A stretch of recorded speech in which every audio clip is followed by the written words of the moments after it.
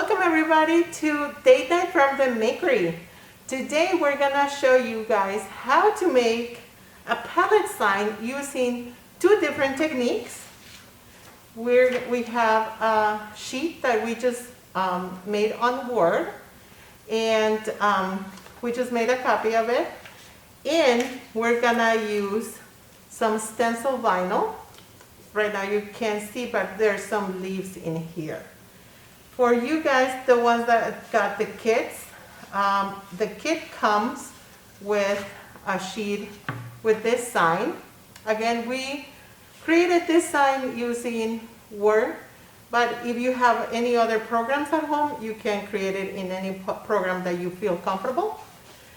We have your 10 by 10 pallet sign. You're gonna get 3 leaf stencils, some orange paint, a black paint marker, and a brush. Additionally, you're gonna need to have handy a pencil and something to trace. In this case, I'm just using a regular pen. So let's get started. The stencils were cut with our very popular Cricut machine. And what I did is I just searched on Google for some leaf designs. Then I uploaded them into the software. Remember that the software everything is online, and you can create your account free of charge. You don't have to pay for that. So that's how I created the stencils. But for this, we're gonna create this pallet sign. For our first step, we're gonna grab our printed sheet. We're gonna turn it on the other side, and with our pencil, we're gonna shade all over the design. We wanna make sure that everything is covered. You don't wanna shade the whole sheet either, because that would take a long time. But you want to make sure that all the lines, we are going to have to trace this. You want all the lines shaded.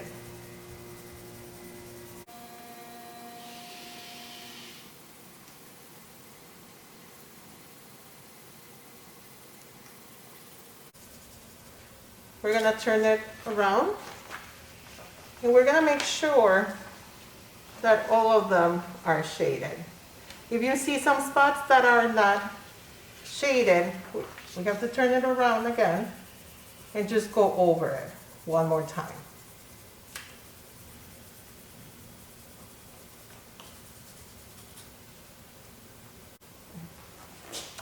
I want to make a pause right here because the sample I have is on the plain, unfinished pallet sign.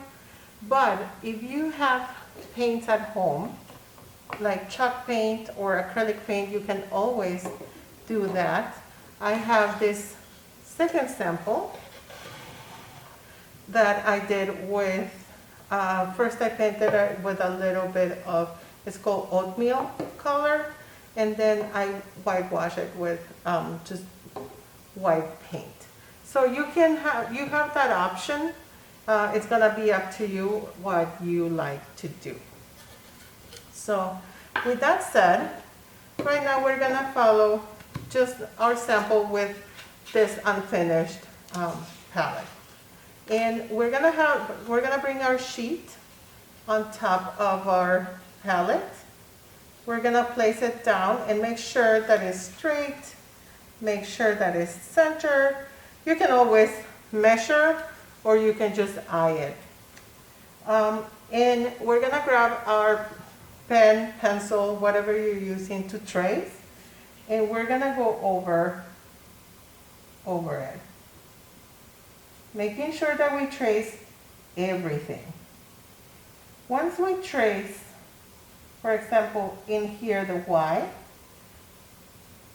I'm gonna hold this down, and I'm gonna lift it, making sure that it transfers enough so I can see in color inside.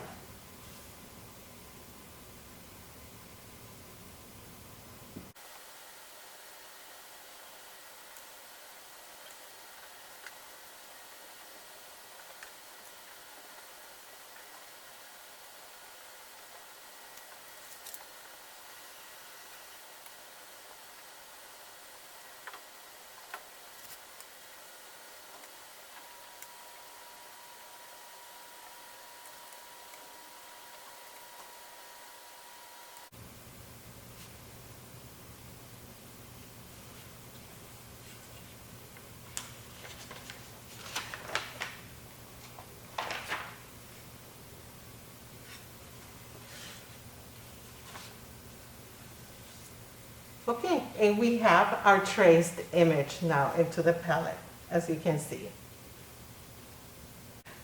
For the next part, we're gonna use our paint marker. And what I do, I shake it very gently, and I just make sure that it's the paint is all the way to the bottom of the tip. And the tip, you have to be a little bit careful because it's kind of a delicate tip. You don't want to use it so much, with such hard strokes. What I do is I just follow right now gently the lines, and I use it as a real brush, not so much as a marker. And I follow the grain of the palette and the wood to fill up the letter. If you see spots that are missing, what I do is just basically dab it. Again, I'm taking this marker more as a brush than as a pen. And now we fill out the rest of our design.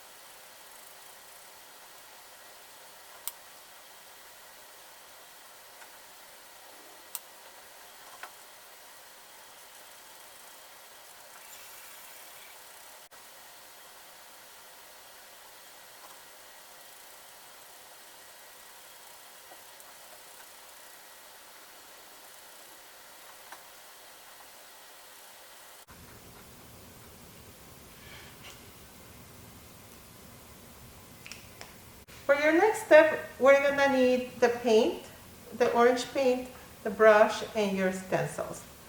You're gonna get your 3 stencils with your leaves, like this, and you're gonna need to cut them individually.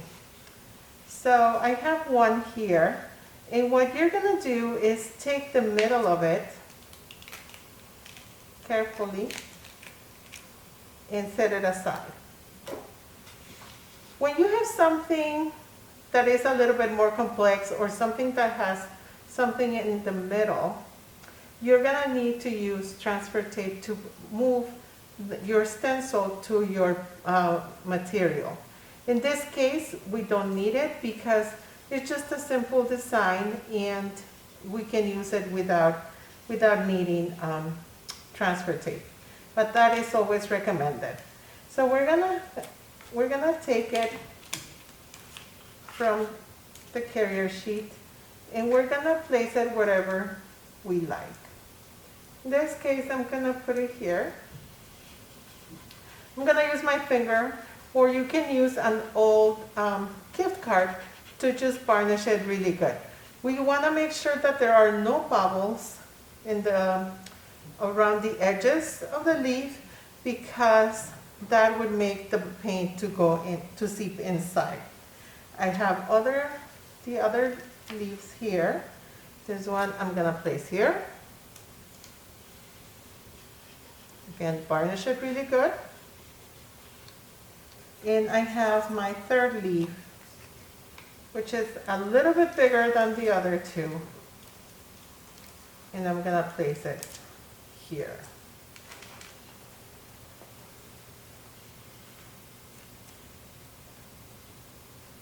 As you can see, it's really easy. Don't worry about having this excess out of the frame. That is just our stencil, and we're gonna remove it.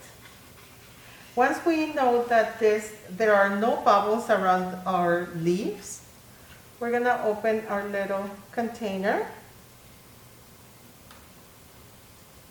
And we're gonna give it a first coat.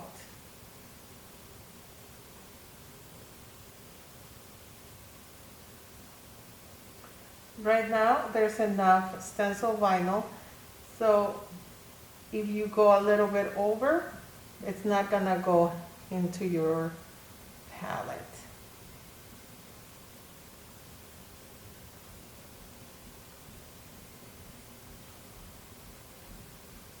For this step, I would let it dry between coats, but I would give it at least 2.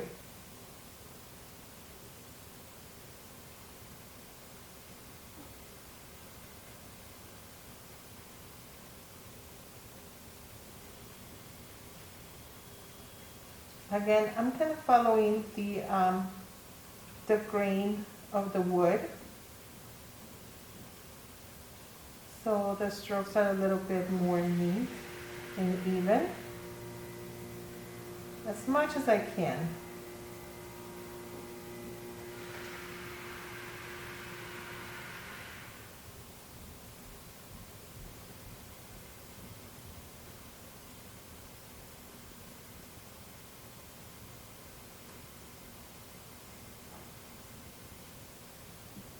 That's our first coat.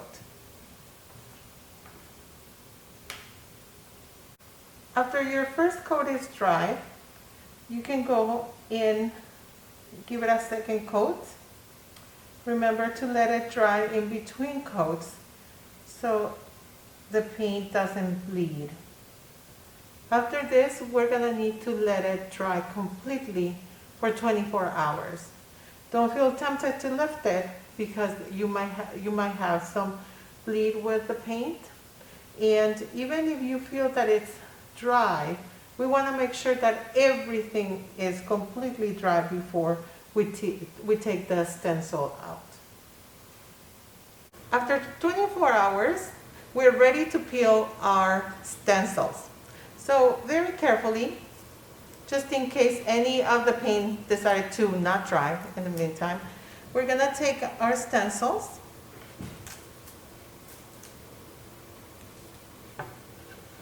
and our sign is ready. If you're gonna put this outside, it's recommended to use a sealant. For this one, we use this spray sealant, but there are either water-based wax sealants that you can find at any craft store, or there's also some kind of wax sealant that you can find at the hardware store. That is gonna be up to you. If you're gonna keep it indoors, it's not necessary. You don't have to, but this is up to you. For another sample that I did, remember that we can use the same techniques to do any other kind of signs at home. I'm gonna show you this sample. For this one, I painted the background with chalk paint first, and then I used the stencil to just mark to write the letters. I've added some hooks, and I'm gonna hang this near the door so we can remember to bring our masks. So you can do it like this, or if you wanna get a little bit more fancy, I did this first I did with an oatmeal chalk color paint, and then I used white to kind of wash it off a little bit, and this is what I did. So remember, we just use the pencil to color in the background, transfer it, use our marker, and we're all set. Thank you very much for joining us today. Remember, you can share your projects at Elmhurst Makery, and I'll see you next time.